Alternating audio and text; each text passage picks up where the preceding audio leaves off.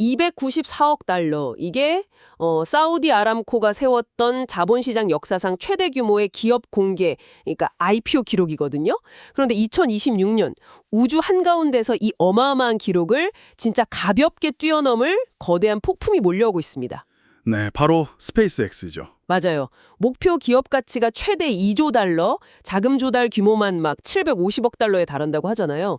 더 위클리 ETF 브리핑. 안녕하세요. 쏟아지는 정보의 홍수 속에서 여러분의 포트폴리오에 진짜 딱 필요한 아하 모멘트만 짚어드리는 이번 심층 탐구의 호스트입니다. 네, 오늘 우리가 나눌 이야기는 단순한 공상과학이나 밤하늘의 낭만 같은 게 아니죠. 호스트 소스 자료를 보다 보니까 진짜 뼈 때리는 문장이 하나 있더라고요. 2026년 포트폴리오에 우주항공 ETF가 없다면 뼈아픈 포모, 그러니까 극심한 소외불안 증후군을 느낄 것이다. 그 포모라는 단어가 지금 이 시장 상황을 완벽하게 설명해 줍니다. 그렇죠. 그래서 오늘 우리는 스페이스X 상장 수혜를 직접적으로 받거나 편입을 준비 중인 우주항공 테마 ETF들의 내부 구조를 아주 낱낱이 해부해 보려고 합니다. 철저한 자본의 흐름과 인프라 측면에서 말이죠. 네, 우주는 이제 막대한 자본이 오가는 돈이 되는 인프라 경제로 완전히 넘어왔거든요. 그리고 그 패러다임을 한가운데 스페이스X가 있는 거고요. 여기서 흥미로운 점은 스페이스X의 IPO 구조 자체가 기존 월스트리트의 문법을 완전히 산산조각 내고 있다는 겁니다. 2조 달러 규모면 보통 그 월가 거대 기관들끼리 다 해먹는 잔치잖아요. 원래는 그래야 맞죠. 그런데 이번 소스를 보면 스페이스X는 이례적으로 전체 공모 물량의 약 30%를 개인 투자자에게 직접 배정한다는 계획을 세우고 있습니다. 와, 30%나요? 월가 기관들이 가만히 안 있을 텐데 이거 약간 일론 머스크 특유의 그 강력한 팬덤을 자본 구조에 직접 끌어들이겠다는 의도 아닌가요? 맞습니다. 그 의도가 아주 다분하죠. 소매 투자자들의 폭발적인 지지를 방패 삼아서 기관들에게 휘둘리지 않겠다는 겁니다. 근데 그 이면을 보면 경영권을 방어하기 위한 진짜 정교한 장치가 숨어 있어요. 어떤 장치죠?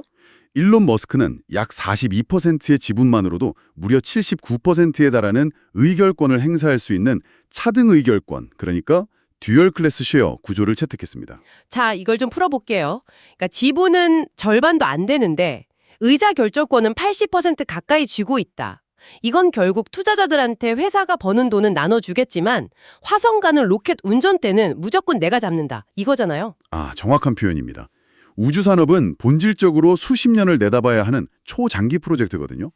만약 분기별 실적에 쫓기는 헤지펀드들이 들어와서 당장 배당금 내놓으라고 하겠죠. 그렇죠. 화성 식민지 같은 돈 안 되는 프로젝트 당장 접어라. 이렇게 압박하면 스페이스X의 근간이 흔들릴 테니까요.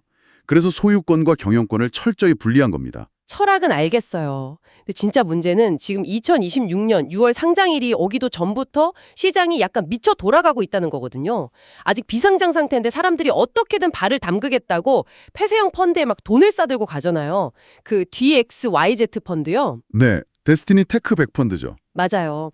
소스 보니까 이 펀드 포트폴리오의 한 16에서 23% 정도가 스페이스X 지분인데 이게 실제 순자산 가치, 그러니까 NAV보다 무려 33에서 50%나 비싼 프리미엄이 붙어서 거래되고 있다면서요. 심지어 BCX 같은 펀드는 상장 초기 일주일 만에 주가가 1,500%나 올랐어요. 순자산 가치 대비 28배라는 말도 안 되는 가격표가 붙었죠. 이게 바로 극단적인 포모가 만들어낸 이상형상입니다. 28배요? 와, 진짜 광기네요. 네, 이 거대한 프리미엄의 기저에는 얇은 플로우트, 그러니까 씬 플로우트라는 시장 구조가 있어요. 스페이스X를 사고 싶어하는 대기 자금은 바다 같은데 실제로 시장에 풀린 주식은 작은 조약돌 수준이라는 거죠. 수요 공급이 완전히 박살난 거군요. 그렇죠. 그러니까 기초자산의 실제 가치랑은 완전히 괴리돼서 가격이 투기적으로 치솟는 겁니다. 잠깐만요. 이 구조가 얼마나 위험한 건지 여러분께 확실히 짚어드려야 할 것 같아요. 이거 완전 한정판 스니커즈 사려는 사람은 10,000명인데 신발은 10켤레뿐이라서 정가에 수십 배 주고 안표 사는 격이잖아요. 굳이 폼포 세금을 내고 들어갈 필요가 있나요? 바로 그 지점입니다. 이 희소성 프리미엄은 정말 시한폭탄과 같아요. 스페이스X가 정식으로 상장해서 유통 물량이 시장에 확 풀려버리면 누구나 살 수 있게 되니까. 네, 그러면 DXYZ나 BCX가 누리던 유일한 창고라는 프리미엄은 그냥 그 순간 증발해버립니다. 안표 거품이 꺼지는 순간 그 충격은 고스란히 개인 투자자들 몫이 되는 거죠. 아, 정식 매표소 열리면 안표는 그냥 퀴리지 조각 되는 거네요. 그럼 이 거품 낀 펀드들 피해서 좀 더 합리적으로 스페이스X를 미리 담을 방법이 있긴 한가요? 여기서 아주 흥미로운 대안이 등장합니다. 2020년 3월에 상장된 나사, 티커명 NASA죠. 테마 스페이스 이노베이터즈 ETF인데요. 아, 상장 2주 만에 1억 3,900만 달러 몰렸다던 그 ETF요. 운용 자선 2억 달러 가볍게 넘긴. 네, 맞습니다. 이 ETF의 핵심 무기가 바로 포지라는 회사가 제공하는 특수 목적법인, 즉 SPV를 통해서 스페이스X 지분을 10에서 13%까지 직접 보유한다는 점이에요. 근데 그 SPV라는 게 정확히 어떻게 작동하는 거죠? 일반 투자자한테는 좀 생소하거든요. 보통 비상장 기업 주식은 초기 직원이나 벤처 캐피털들이 가지고 있잖아요.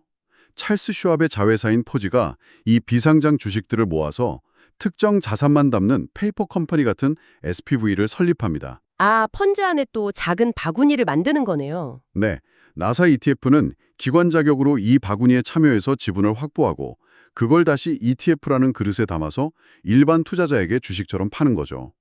예전에는 수십억씩 있어야 들어가는 기관들만의 리그였는데 이걸 일반 ETF 안으로 끌고 온 겁니다. 그러니까 정리하자면 아까 DXYG 펀드는 부르는 게 값인 뒷골목 안표상이었다면 나스닥 ETF는 공식 스폰서를 통해서 백스테이지 VIP 패스를 대량으로 확보한 다음에 네, 청취자 여러분한테 투명하게 수수료 0.75%만 받고 정가로 제공한다는 거잖아요. 아주 찰떡 같은 뷰입니다. 이걸 좀 더 큰 그림에서 보면 자본 접근성의 민주화라고 볼 수 있어요. 혁신 기업이 비상장일 때 10배, 순배 크는 그 폭발적인 성장의 과실을 예전에는 소수의 기관들이 독식했잖아요. 그렇죠. 개미들은 다 크고 나서 비쌀 때 상투 잡는 경우가 많았죠. 그런데 이런 SPV 연계 ETF 구조 덕분에 일반 투자자들도 상장 전 가치 상승, 즉 프리-IPO 단계의 성장을 함께 누릴 수 있게 된 겁니다. 와, 듣기에는 너무 좋은데요. 근데 전 여기서 좀 의심이 듭니다. 수수료 0.75%만 내면 프리미엄 없이 비성장 주식을 정가에 산다. 너무 완벽하잖아요. 유동성 리스크 같은 숨겨진 함정은 없는 건가요? 만약 스페이스X 상장이 2026년에서 갑자기 2년 뒤로 연기된다거나? 아니면 시장에 충격이 와서 펀드 환매가 몰린다거나. 네. 그럴 때 비상장 주식은 바로 현금화가 안 되잖아요. 예리하신 지적입니다. 당연히 대가가 따르죠. 비상장 주식 투자는 필연적으로 유동성을 희생해야 합니다. 클릭 한 번에 팔 수 있는 게 아니니까요. 그렇죠. 안 팔리면 답 없죠. 만약 사람들이 나사 ETF를 대거 매도하기 시작하면 운용사는 당장 안 팔리는 스페이스X 대신에 펀드에 있는 다른 상장 우주기업 주식들을 먼저 내다 팔아야 합니다.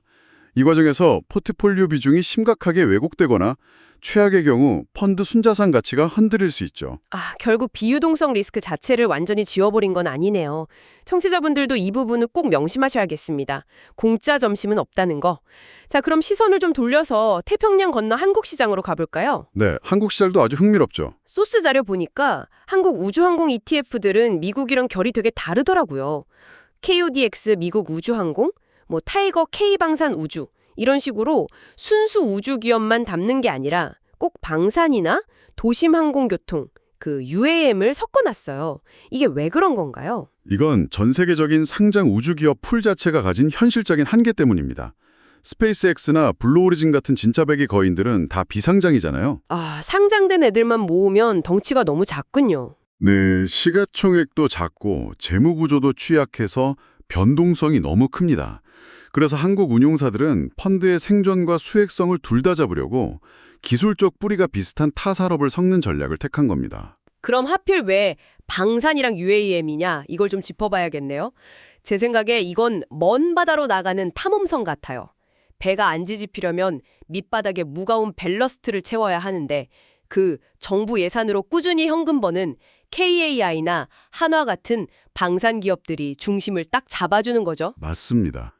든든한 국밥 같은 역할이죠. 반면에 조비나 아처 같은 UAM 기업들은 바람 타면 배속도를 미친 듯이 올려주는 실험적인 돛 같은 느낌이고요. 완벽한 설명입니다. 방산과 UAM은 ETF 성격을 완전히 양극단으로 찢어놓습니다. 방사는 지정학적 위기가 올 때마다 수주 실적으로 주가 방어를 확실히 해주죠. 근데 UAM은 방어력이 거의 0에 가깝잖아요. 0이죠. 대신 미국 연방항공청 상용화 승인 같은 뉴스 하나 터지면 주가가 폭등하는 마켓 타이밍에 따른 폭발력이 엄청납니다. 근데 여러분 입장에서 생각해 보세요. 우주 산업 자체도 지금 막 변동성 덩어리인데 여기에 상용화도 안 된 UAM까지 섞인 ETF, 예를 들어 코덱스 미국 드론 UAM 탑10 같은 걸 산다는 건 이거 속도 좀 내겠다고 배에 다이나마이트 싣고 항해하는 거 아니에요? 너무 위험한 칵테일 같은데요. 틀린 말씀이 아닙니다. 우주랑 UAM의 결합은 하이리스크 하이리턴의 끝판왕이죠. 금리가 확 오르거나 기술 개발 늦어지면 두 섹터가 동시에 무너질 수도 있습니다. 양쪽에서 다 터지는 거네요. 네, 그래서 투자자 본인의 리스크 성향을 냉정하게 아셔야 합니다. 방어력을 원하면 방산 혼합형을, 변동성 뚫고 파괴적 혁신에 베팅하겠다면 UAM 혼합형을 고르는 식의 전략이 필요한 거죠. 자, 그럼 섞는 거 말고 순수하게 스페이스X 상장 모멘텀 그 자체만 노리는 사람을 위한 옵션은 없을까요? 전 3월 17일에 상장한 KODX 미국 우주항공 ETF가 눈에 띄더라고요. 로키드 마틴부터 로켓 발사체까지 순도 100% 우주항공 밸류체인만 구축했는데 진짜 핵심 무기는 패스트트랙이더라고요. 네, 패스트트랙이 KODX의 가장 큰 차별점입니다. 보통 ETF는 분기나 반기별로 정해진 날에만 종목을 교체하거든요. 아, 정기 변경일이요? 네. 근데 스페이스X가 6월에 상장했는데 리밸런싱이 9월이다. 그럼 3개월 동안 남들 폭등하는 거 구경만 해야 합니다. 와, 3개월이면 이미 단물 다 빠졌을 텐데요. 너무 억울하죠. 그러니까요. 그래서 유망한 비상장 기업이 상장하면 지수위원회 특별 심사를 거쳐서 단 며칠 만에 포트폴리오에 바로 꽂아 넣을 수 있게 규칙을 짜둔 게 바로 패스트트랙입니다. 선제적으로 편입하는 거죠. 상장 직후에 그 달콤한 랠리를 다 먹으려고 그물을 촘촘하게 쳐둔 거네요. 미국 시장 ETF들도 이런 움직임이 치열하죠. 아주 치열합니다. 순수 우주 테마로 올해만 41.5% 수익률을 낸 UFO ETF도 5월 15일부터 스페이스X 상장 당일에 바로 주식 편입할 수 있게 지수 방법론을 완전히 고쳤어요. 캐시 우드의 RKX도 돈 엄청 빨아들이고 있다면서요. 네, 올해만 2억 3,700만 달러가 유입됐죠. 근데 RKX는 발사체뿐만 아니라 무중력 3D 프린팅이나 로보틱스 같은 포괄적인 우주 혁신 생태계 전체에 베팅하고 있습니다. 아, 생태계 전체요. 네, 패스트트랙을 하든 폭넓게 담든 이 모든 자본이 노리는 건 결국 스페이스X 상장이 몰고 올 우주산업 전체의 가치 재평가, 즉 카테고리 리프라이싱 이벤트입니다. 카테고리 가치 재평가랄 이거 원지를 좀 더 파보죠. 그러니까 스페이스X가 로켓 재사용해서 발사 비용을 막 10분의 1로 깎아버리면 우주가 국가 실험실에서 누구나 건물 지을 수 있는 상업지구로 뻥 뚫리는 거잖아요. 네, 고속도로가 뚫리는 거죠. 스페이스X가 아주 싸고 넓은 고속도로를 깔아주면 스페이스X 자체도 2조 달러지만 그 도로 주변 상권 가치도 다 폭등하는 원리입니다. 아, 톨게이트 주변에 막 휴게소 생기고 주유소 생기는 것처럼요? 정확합니다. 예를 들어 로켓랩 같은 2인자 기업은 국도 달리는 소형 화물 트럭 시장 먹으면서 주가가 300% 이상 뛰었고요. 플래닛랩스나 AST 스페이스 모바일 같은 애들은 발사 비용이 싸지니까 우주에다가 인공위성이랑 통신기주국을 엄청 싸게 지을 수 있게 돼서 ETF 안에서 날아가고 있는 거죠. 완전 이해됐어요. 청취자 여러분, 우리가 스페이스X 주식 한 주 사겠다고 목맬 게 아니라 ETF 전체를 봐야 하는 이유가 바로 이겁니다. 스페이스X가 물기를 터주면 우주궤도 경제라는 호수 전체의 수위가 다 같이 올라간다는 거죠. 낙수 효과를 통째로 다 먹어야 하니까요. 맞습니다. 하지만 여기서 현실 감각은 유지해야 합니다. 우주 산업은 진짜 돈 먹는 하마거든요. 위성망 하나 까는데 수십억 달러가 날아갑니다. 지금처럼 고금리 오래가면 숨 막히겠는데요? 바로 그겁니다. 스페이스X처럼 현금 도는 거인들은 버티지만 외부 자금 끌어다 써야 하는 스타트업들은 이자 못 버티고 파산할 수 있어요. 아, 궤도에 가보지도 못하고 공중분해 되는 거네요. 그렇죠. 그래서 단일 기업에 몰빵하지 말고 ETF라는 바구니에 담아서 필연적인 파산 리스크를 분산시키는 게 절대적으로 중요합니다. 중요한 리스크 체크였습니다. 자, 오늘 쏟아진 내용들 랩업해 볼게요. 2026년 6월 스페이스X의 메가 IPO는 우주를 그냥 꿈의 공간에서 돈 냄새 펄펄 나는 인프라로 바꾸는 진짜 분기점입니다. 네, 역사적인 순간이 될 겁니다. 그리고 여러분 성향에 따라 도구는 다 준비돼 있죠. 나는 상장 전에 직접 노출되고 싶은데 유동성 리스크 감당할 수 있다 하시면 나사 ETF, 방산으로 든든하게 방어하면서 스페이스X 상장 모멘텀 챙기겠다 하시면 코덱스 미국 우주항공 같은 패스트트랙, 넌 그냥 거래량 많고 100% 우주 퓨어플레이가 좋다 하시면 UFO ETF가 있는 거고요. 네, 각자 감내할 수 있는 리스크에 맞춰서 전략적으로 어떤 버스에 탈지 결정해야 할 시점이죠. 맞습니다. 자, 오늘 심층 탐구를 마치면서 마지막으로 진짜 고민해 볼 만한 화두를 하나 던져드릴게요. 우리 아까 DXYG 펀드에 낀 엄청난 암표 거품 얘기했잖아요. 네, 희소성 프리미엄이요? 스페이스X가 마침내 상장해서 그 희소성이라는 마법이 딱 풀려버리면 갈 곳 잃은 그 엄청난 투기 자금들이 다음 메가 트렌드를 찾아 어디로 갈까요?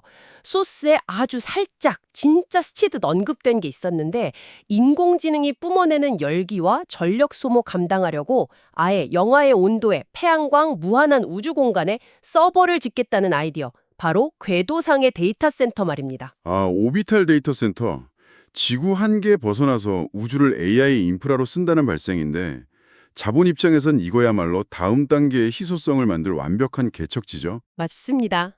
오늘 밤하늘 보실 때 그냥 별빛이 아니라 저기에 지어질 수조 달러짜리 데이터 센터 청사진을 한번 그려보시기 바랍니다. 곧 사라질 암표를 쫓을 건지 아니면 생태계 전체가 커지는 VIP 패스를 줄 건지 선택은 여러분의 몫입니다. 오늘 심층 탐구는 여기까지고요. 다음 이 시간 더 날카로운 분석으로 돌아오겠습니다. 감사합니다. 감사합니다.